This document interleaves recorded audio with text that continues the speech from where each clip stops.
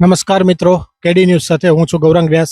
આજે આપણે એક એવા ટ્રસ્ટની મુલાકાત રહીએ છીએ જે સમગ્ર સાવરકુંડલા શહેરમાં હંમેશા ગૌરવપૂર્ણ ટ્રસ્ટ તરીકે મજબૂતાઈથી ઊભું રહ્યું છે અને આજકાલના યુવાનો તથા વાલીઓ પણ જેમાં ભળી ચૂક્યા છે એ રીતનું ટ્રસ્ટ જેની સાથે આપણે મુલાકાત કરી રહ્યા છીએ તેવા શ્રી સ્વામિનારાયણ ગુરુકુળ ટ્રસ્ટના અધ્યક્ષ સ્વામી શ્રી અક્ષરમુક્ત દાસજી સાથે આપણે મુલાકાત કરી રહ્યા છીએ. કેમ છો સ્વામીજી? મજામાં? એકદમ મજા.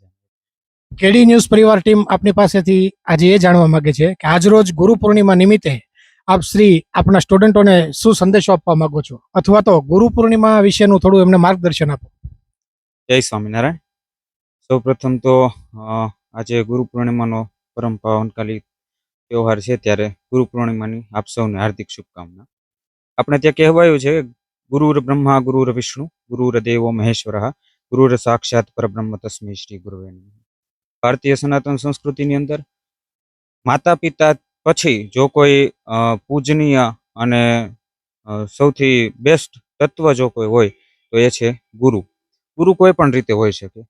એક માતા પિતા તરીકે પણ ગુરુ હોઈ શકે, એક શિક્ષક તરીકે પણ ગુરુ હોઈ શકે, અથવા તો તમને જ્યાંથી કોઈ વસ્તુ શીખવા મળે છે એને પણ તમે ગુરુ કહી શકો. ભગવાન વેદવ્યાસજીનો જન્મદિવસ એટલે ગુરુ પૂર્ણિમા.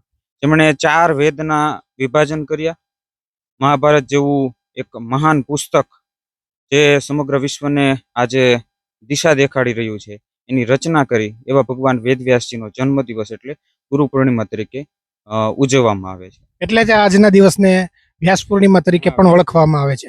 અને સાચા ગુરુની પરખ શું? આજના વિદ્યાર્થીઓમાં મહત્વનો પ્રશ્ન એ હોય છે કે ગુરુ કોને માનવા. જેમ આપને કીધું કે વિદ્યાર્થીને જે કોઈ પાસેથી શીખવા મળે એ ગુરુ છે, પણ આજના સમયમાં આપશ્રી પાસેથી કેડી ન્યૂઝના દર્શકો જાણવા માંગે છે કે સાચા ગુરુની પરખ શું? સાંપ્રત સમયમાં સાચા ગુરુ તરીકેની ઓળખ જો કોઈ હોય તો આજના આધુનિક યુગમાં પણ સાચી અને સારી દિશા દેખાડે એને સાંપ્રત સમયમાં સર્વશ્રેષ્ઠ ગુરુ કહી શકાય. ખૂબ સરસ માહિતી આપી સ્વામી શ્રી અક્ષરમુક્ત દાસજીએ. આ સાથે આપણે ઇન્ટરવ્યુ પૂર્ણ કરીએ છીએ.